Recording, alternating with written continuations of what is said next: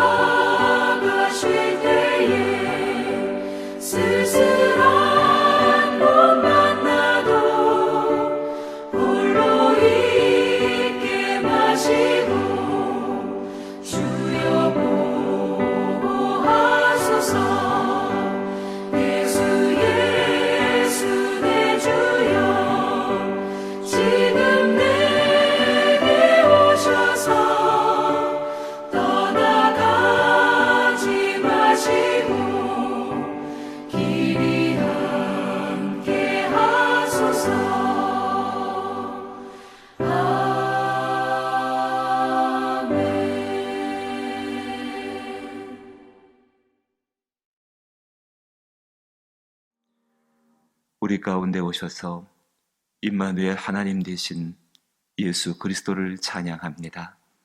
모든 영광과 존귀가 주께 드려지기를 원하옵고 또 우리의 인생과 우리의 삶의 모든 것이 주의 손에 드려지게 되기를 소망합니다.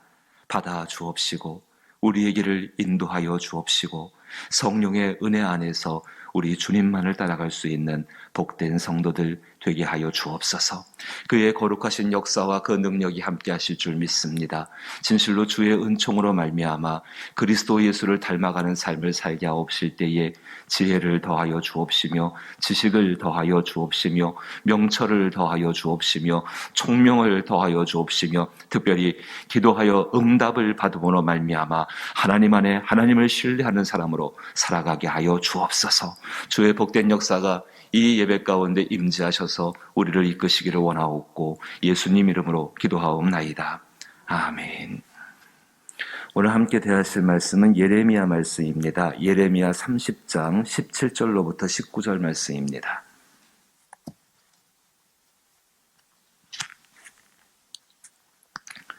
구약성경 1099면에 예레미야 30장 19절로부터 17절로부터 19절 말씀 같이 보지요. 예레미야 30장 17절로부터 19절입니다. 같이 읽어봅니다. 읽습니다. 여호와의 말씀이니라. 그들이 쫓겨난 자라 하매 시온을 찾는 자가 없은즉 내가 너의 상처로부터 새살이 돋아나게 하여 너를 고쳐주리라. 여호와께서 말씀하시느니라. 보라, 내가 야곱 장막의 포로들을 돌아오게 할 것이고 그 거처들의 사랑을 베풀 것이라. 성읍은 그 폐허가 된 언덕 위에 건축될 것이요 그 보루는 규정에 따라 사람이 살게 되리라. 그들에게서 감사하는 소리가 나오고 즐거워하는 자들의 소리가 나오리라. 내가 그들을 번성하게 하리니 그들의 수가 줄어들지 아니하겠고 내가 그들을 존귀하게 하리니 그들은 비천하여지지 아니하리라. 아멘. 이스라엘 백성들에게 포로가 된다는 것, 이거는 참으로 말할 수 없는 고통이고 참 깊은 상처. 포로가 된다고 하나님이 말씀하셨고 또 포로가 되어져 가고 있습니다. 바벨론에 의해서 예루살렘 성이 함락이 되어지고 정말로 그 바벨론의 군대가 새벽에 에스겔서를 보게 되니까는 새벽에 저 모두 잠들어 있는 그 시간 가운데에 마치 그 홍수처럼 밀물처럼 그 성읍에 들어오게 되어지고 하룻밤 하루 그 새벽 사이에 모든 것이 다 불타버리고 모든 것이 포로로 잡혀가는 그 비참한, 더 무서운 것은 하나님께서 이들의 회복 가운데 70년간의 포로 기간을 말씀하셨고 그 70년간이 지난 다음에서야 비로소 이들이 회복될 것을 말씀하였습니다. 언제나 하나님 앞에 나가서 하나님 앞에 당장의 좋은 것들을 구할 수 있는 백성들이었는데 그들의 죄가 깊었기 때문입니다. 특별히 오늘 말씀만 보셔도 그 위에 보시면은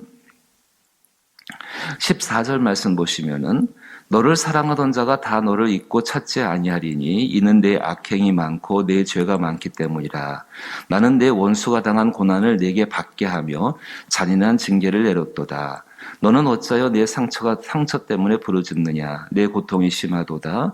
내 악행이 많고 내 죄가 허다함으로 내가 이 일을 너에게 행하였느니라. 현재 가운데 주어진 고통이 있고 고난이 있고 상처가, 깊은 상처가 있습니다. 거기서 끝난다고 한다면 정말로 하나님은 우리 가운데 하나님이 되실 수가 없다고 생각합니다. 하나님께서 우리의 삶 가운데, 세상 가운데에서 고통과 상처와 어려움이 분명히 있습니다. 이렇게 말해볼 때도 있습니다. 아니 하나님, 왜 이런 고통을, 왜 이런 상처를, 왜 이런 어려운 것들을 내게서 피해가지 않게 하십니까? 분명히 하나님은 전능의 하나님이시고 능력의 하나님이셔서 충분히 피하게 하실 수 있는 하나님이신데 왜 이것을 나로 하여금 막아주지 않으십니까? 과연 진정 주의 뜻이 무엇일까요? 주어진 고난들, 고통들, 정말로 그 뒤에 숨겨진 여러 가지의 죄의 것들, 또 하나님 앞에 온전치 못한 것을 그대로 다 내비두시고 보자기로 잘 싸매셔가지고 한 곳으로 치워버리시고 너는 아무 관계없다라고 말씀하시는 그런 분이실까요? 아닙니다. 그럼 우리의 영혼은 살지를 못합니다. 근본적으로 순결하시고 정결하시고 그 능력이, 그 은혜가 풍성하신 그 하나님 앞에서 온전한 관계를 이루지 못합니다. 하나님도 아프십니다. 정말로 이스라엘 백성들에게 이렇게 징계라고 할까요? 상처라고 할까? 정말 이것을 허락하셔가지고 이렇게 해서 이 이스라엘 백성들을 회복하게 하시는 것, 현실적인 것만을 붙들고 살던 이 이스라엘 백성들을 영원히 함께 하시는 그 하나님과 함께 하기 위해서 그 상처를 주었고, 중요한 것은 그 상처와 고통, 하나님이 주시는 것도 있지만 우리 스스로가 겪는 고통도 있고 우리 스스로가 맞이하는 상처와 고난도 있습니다. 그 모든 것들을 다 넘어서서 마지막에 만나게 하신 하나님이 어떤 하나님이신가? 치료하시고 고치시는 그 하나님. 그 하나님을 만나셔서 그 치료하시는 하나님과 고치시는 그 하나님 때문에 영원토록 하나님만을 찬송하고 하나님만을 신뢰하고 하나님 안에서 완전한 하나님의 것으로 서게 하시는 것.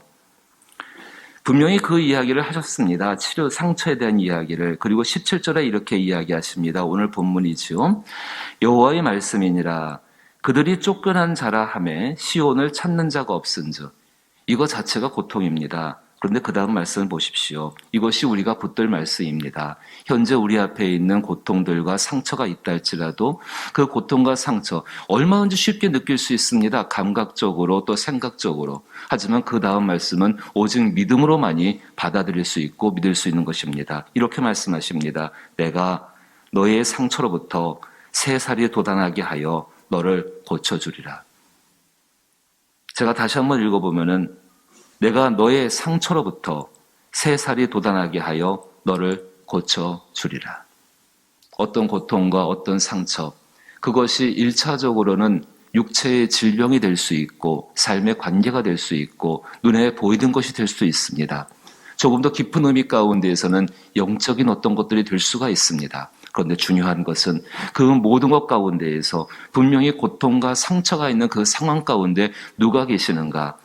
내가 너의 상처로부터 새살이 돋아나게 하여 너를 고쳐주리라. 그리고 하나님께서 그 다음에 일어나실 그 상처를 회복하시고 고치신 다음에 하나님이 어떤 일을 하실지를 또한 말씀해 주십니다. 그것이 18절 19절입니다. 제가 한 번 더 읽어보면은 여호와께서 말씀하시느니라 보라 내가 야곱 장막의 포로들을 돌아오게 할 것이요. 쫓겨가고 잡혀간 사람들이었습니다. 그런데 하나님이 뭐라고 하십니까? 내가 돌아오게 할 것이다. 너희가 돌아오라고 말씀하지 않으십니다. 내가 돌아오게 할 것이라. 그 거처들의 사랑을 베풀 것이라. 정말로 불법이 성행함으로 말미암아 모든 사랑이 식어버린 그 땅 가운데에서 너희가 그 사랑을 회복하라고 말씀하지 않으십니다. 그 거처들의 사랑을 베풀 것이라.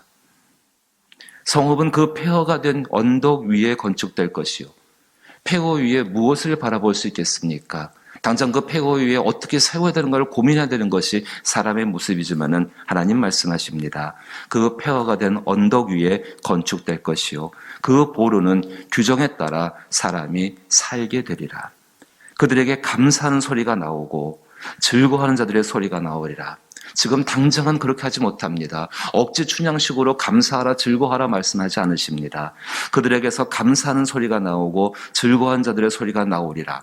내가 그들을 번성하게 하리니 그들의 수가 줄어들지 아니하겠고 우리가 정말로 위축되고 작아지고 수가 적게 된 것들 이전만 못하다는 그 모든 염려 가운데에서 이전만 못하다는 그 모든 상황 가운데에서 그렇게 탄식하고 근심하고 있을 때 하나님이 이렇게 말씀하십니다. 너희가 이렇게 하면 열심히 이렇게 하면 이렇게 될 테니까는 그렇게 따라오라 말씀하지 않으시고 내가 너희 가운데 함께함으로 말미암아 너희가 고통 가운데 있을 때에 너희가 어려움 가운데 있을 때에 혹은 그 상처 때문에 정말로 울고 있을 때에 언제나 너의 옆에 있었고 나는 너를 향하여서 나의 가장 선한 뜻을 이루기 위해서 너를 치료할 것이고 너를 회복할 것이고 너를 새롭게 할 것이라. 그래서 감사의 소리가 즐거워하는 소리가 번성함으로 말미암아 넘치는 소리가 그들의 수가 줄어들지 아니하겠고 내가 그들을 존귀하게 하리니 그들은 비천해지지 아니하리라. 사랑하는 성도 여러분, 내가 너의 상처로부터 새살이 돋아나게 하여 너를 고쳐주리라. 이 짧은 문장이 우리의 마음속에 깊이 새겨질 수 있기를 축복합니다. 이것을 우리의 힘으로 이루러 간다면 너무 먼 일이지요. 할 수가 없는 것들입니다. 하지만 전능하시고 능력이 많으시고 우리를 사랑하실 때에 아들까지 내어주신 그 깊은 사랑, 우리가 의로울 때나 우리가 죄인 되었을 때나 우리가 비천할 때나 우리가 존귀할 때나 우리가 가난할 때나 아니면 우리가 부할 때나 아니면 우리가 건강할 때나 그렇지 아니할 때 한다 할지라도 그 하나님 함께 하시면서 상처를 받을 수밖에 없고 고통이 있을 수밖에 없는 세상을 사는 사람들에게 하나님께서 이렇게 말씀하시는 것입니다. 그분이십니다. 내가 너의 상처로부터 새살이 돋아나게 하여 너를 고쳐주리라. 이제 이것을 어떻게 우리의 삶 가운데에 이것을 믿는 것은 다 동일한데 어떻게 하면 이것이 우리의 삶 가운데 정말로 그 하나님을 경험할 수 있을 것인가? 자, 보십시오. 내가 너의 상처로부터 새살이 돋아나게 하여 너를 고쳐주리라. 이 말씀을 믿고서 이 말씀이 이루어지기를 상처가 있는 곳에 고통이 있는 곳에 그 밑에 18절 19절 보시면은 그렇게 우리의 삶이 그렇게 추락하고 떨어지는 것처럼 비천해지고 수가 줄어들고 가난해지고 약해지는 그 모든 것 가운데에 이 하나님이 함께 하심으로 말미암아 이것이 이루어질 것을 믿고 기도하실 때에 하나님께서 그의 능력 가운데 이루어 주신다는 것입니다. 이것이 세상을 믿음으로 사는 방법이고 믿음 가운데 승리하는 방법입니다.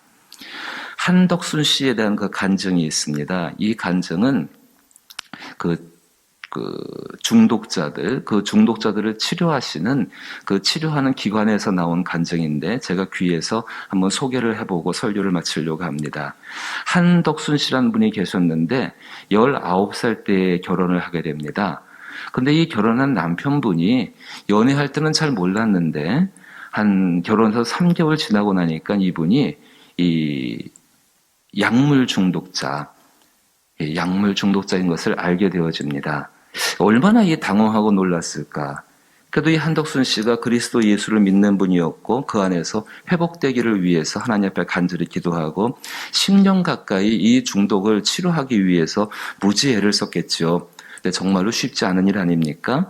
그 일 가운데에서 이 남편은 수시로 감옥에 드나들게 되어지고 그러다 보니까 이 아내는 심각한 우울증에 빠지게 되어집니다.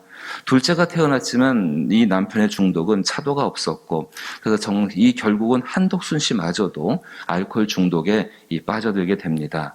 이 절망에 빠진 이 부부들이 마지막 만난 사람이 소망을 나누어주는 사람들이란 단체, 신용원 목사님이 인도하시는 단체인데 소망을 나누어주는 사람이란 단체 가운데를 만나게 되어지고 도움을 받게 되어집니다. 그리고 이 하나님께서 한덕순 씨 마음 가운데에 하나님 말씀을 주시고 담대함을 더하셔서 구치소에 있는 남편을 면회 갔을 때에 이렇게 이야기했다 합니다.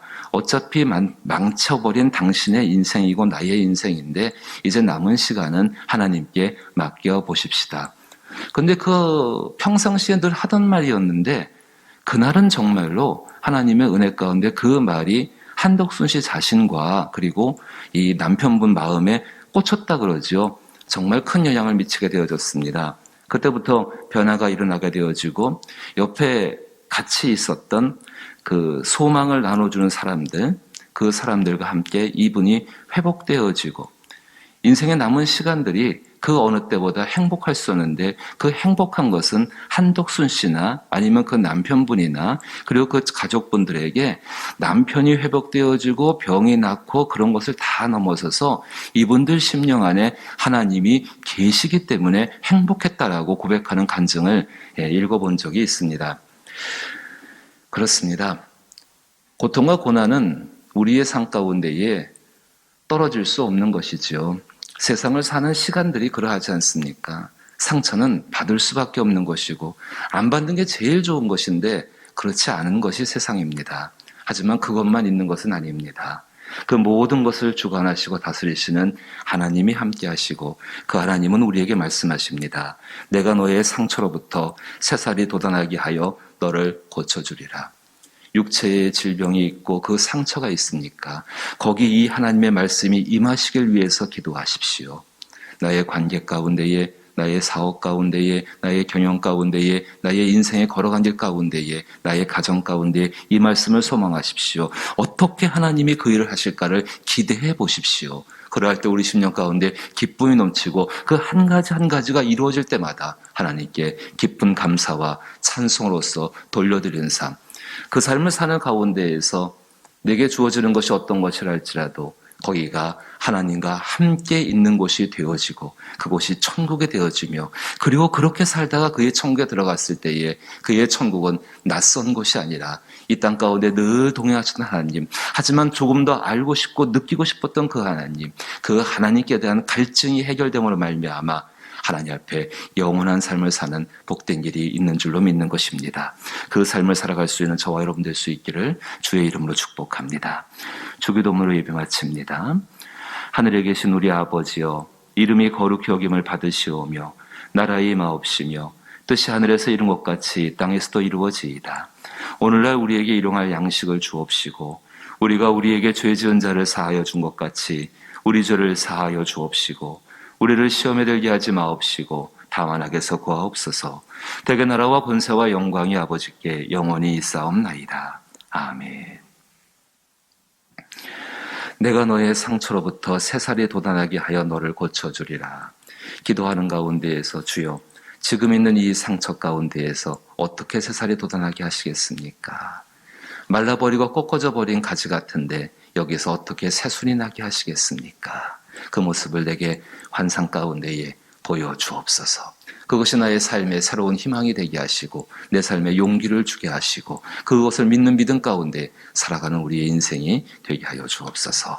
기도하시게 되기를 바라옵고 또 이와 같은 마음과 또 이것을 이루실 하나님을 믿는 믿음 가운데에서 이 땅과 또 코로나19의 종식과 종식 이후에 이어지는 삶들에 대해서 또 교회를 위해서 가정을 위해서 기도하시고 자녀들을 위해 기도하실 때는 수험생들을 기억하시게 되기를 바라옵고 또 병든 우리의 가족들을 위해 기도하실 때에 이들을 위해 간호하고 돌보고 치유를 위해서 정말로 수고하는 모든 가족들을 위해서 다시 한번 기억하며 기도하시기를 바라옵고 또 믿지 않는 영혼들이 구원받기를 위해 기도하며 선교지를 기억하고 기도합니다. 함께 기도하십니다.